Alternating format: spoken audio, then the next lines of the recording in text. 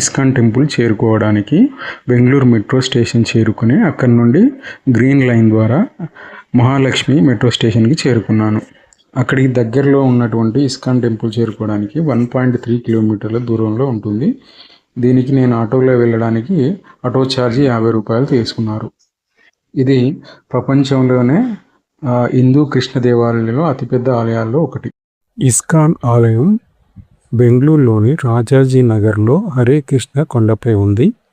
ఇది 1997లో మే నెలలో అప్పటి భారతదేశపు 9వ అధ్యక్షుడైనటువంటి శ్రీ శంకర దయాళ్ శర్మచే ప్రారంభించబడింది. ఆలయం 3 ప్రధాన దౌత్యాలతో ఉంది. ఒకటి రాధాకృష్ణుడి ప్రధాన విగ్రహం, అలాగే కృష్ణ బలరామ విగ్రహం, అలాగే నితై గౌరంగ చైతన్య మహాప్రభు మరియు నిత్యానంద విగ్రహాలు ఈ ఆలయంలో ఉంటాయి. ముఖ్యంగా ఆలయ నిర్మాణ విశేషాలు. ఆలయ ధ్వజస్తంభం బంగారంతో 17 మీటర్ల ఎత్తులో నిర్మించబడి ఉంటుంది. అలాగే ఆలయ కలశ శిఖరం 8.5 మీటర్ల ఎత్తులో నిర్మించబడి ఉంటుంది. అలాగే ఆలయ నిర్మాణం న్యూ క్లాసికల్ శైలిలో ఉండి ఆధునిక సౌందర్యం కలిగి ఉంటుంది. ఇక్కడ హరినామ కీర్తన హాలు, వేదిక థియేటరు, విగ్రహాల ప్రదర్శన, అలాగే గ్రీనరీ పార్కు ఉంటుంది.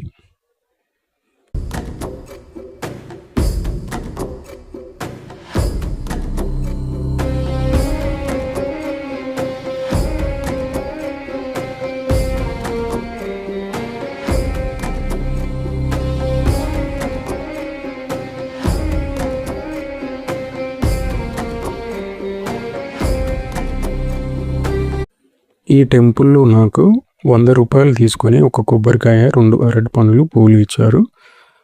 దాన్ని టెంపుల్లో వారికి అందజేస్తే వాళ్ళు కొబ్బరికాయను పగలగొట్టి మళ్ళీ మనకి అరటి పండ్లు, కొబ్బరికాయ ఇవ్వడం జరుగుతుంది. ప్రతిరోజు దర్శనం అందుబాటులో ఉంటుంది. ఉదయం 7:15 నుండి 1 గంట వరకు, సాయంత్రం 4:15 నుండి 8:15 వరకు దర్శనం అందుబాటులో ఉంటుంది. గుడిలో ప్రసాదం కూడా అందుబాటులో ఉంటుంది. నేను 200 రూపాయలు చెల్లించి ఈ 6 లడ్డూలు తీసుకున్నాను. అలాగే గుడిలో నిత్యాన్నదానం జరుగుతుంది ప్రతిరోజు.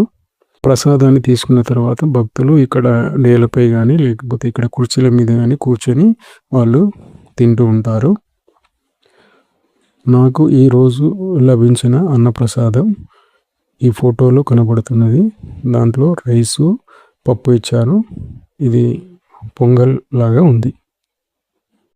ఆ తర్వాత నేను బెంగళూరులోని ప్రసిద్ధ దేవాలయం అయిన బుల్ టెంపుల్ చేరుకోవడానికి మెజెస్టిక్ మెట్రో స్టేషన్ చేరుకొని అక్కడి నుండి నేషనల్ కాలేజ్ వరకు మెట్రో ట్రైన్లో ప్రయాణించి అక్కడి నుండి నడక మార్గంలో బుల్ టెంపుల్ చేరుకున్నాను. బుల్ టెంపుల్ని బసవన్న గుడి అని కూడా అంటారు.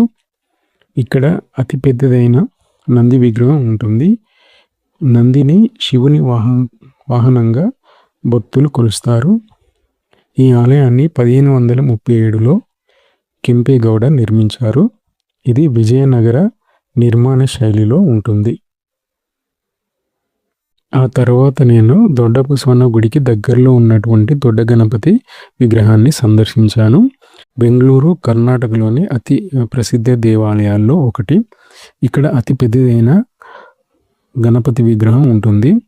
18 అడుగుల పొడవు, 16 అడుగుల వెడల్పుతో ఈ విగ్రహం ఉంటుంది. ఏకశిలతో నిర్మాణమై ఉంటుంది.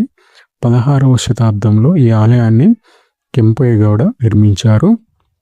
ఇది విజయనగర శిల్పకళ శైలిలో నిర్మాణంలో ఉంటుంది. ఈ దొడ్డ గణపతిని శక్తి గణపతి అని, సత్య గణపతి అని ఇక్కడ భక్తులు పూజిస్తారు. ఆ తర్వాత రోజు ఉదయం బెంగళూరులోని అస్కోట చేరుకొని అక్కడి నుండి 381 బస్సులో నేను కాటేరమ్మ ఆలయాన్ని చేరుకున్నాను.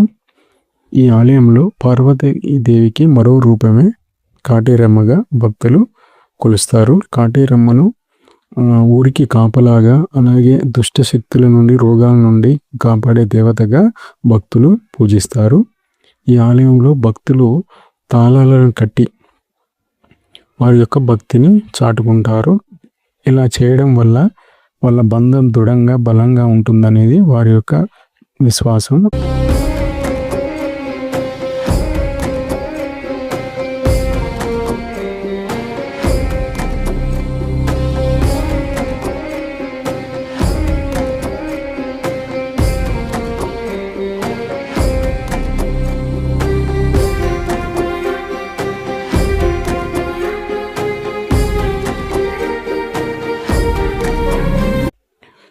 తమిళనాడులో కాటేర్ అమ్మన్గాను, అలాగే కర్ణాటకలో కాటేర్ అమ్మగాను భక్తులు పూజిస్తారు.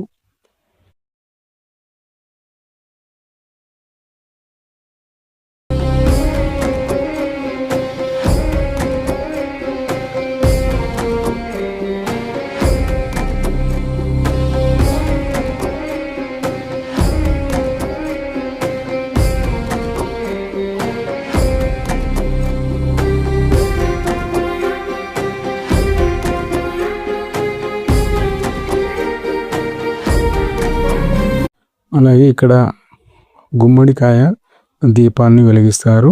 బెల్లం దీపాలను, బెల్లపు ఒత్తులతో చేసినటువంటి దీపాలను వెలిగిస్తారు. దానివల్ల వారిలో మంచి జరుగుతుందని, దుష్టశక్తులు దూరం అవుతాయని వారి యొక్క విశ్వాసం. అలాగే ఇక్కడ నిమ్మకాయలతో దిష్టి తీయించుకుంటారు. దానివల్ల కూడా వాళ్ళకి మంచి జరుగుతుందని, ఎటువంటి దుష్టశక్తి వారి మీద ఉండదనేది భక్తుల యొక్క విశ్వాసం. అలాగే ఎర్రని వస్త్రంలో కొబ్బరికాయను కట్టి వాళ్ళు ముడుపులు చెల్లించుకుంటారు. 3 లేదా 9 వారాలు ఇలా చేయడం వల్ల వారి జీవితంలో దుష్ట శక్తులు లేక ఇంకా ఏదైనా చెడు శక్తులు ఉంటే తొలగిపోతాయని భక్తుల యొక్క నమ్మకం.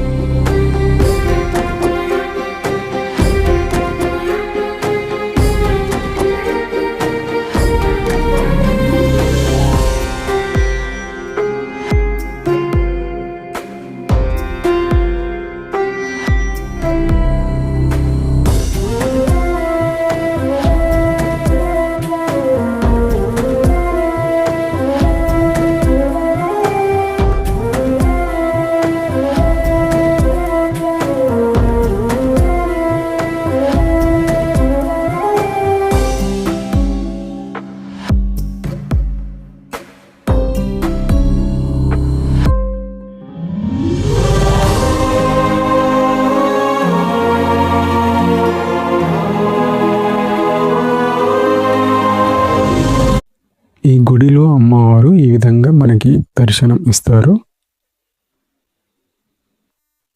ఈ టెంపుల్ ప్రాంగణంలో ఏదో ఒక భారీ నిర్మాణం అయితే జరుగుతుంది. ఆ విగ్రహం అమ్మవారి విగ్రహం లేకపోతే ఇంకేదైనా విగ్రహం అనేది కొన్ని నెలల తర్వాత ఇక్కడికి వచ్చే భక్తులకైతే వారికి క్లియర్గా అర్థమవుతుంది.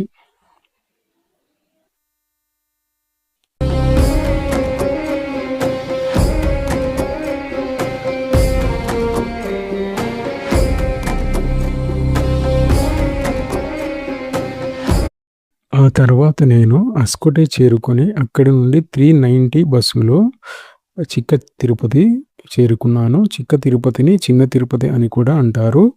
ఈ ఆలయం నిర్మాణం కంప్లీట్గా ద్రవిడియన్ నిర్మాణ శైలిలో నిర్మించబడి ఉంటుంది.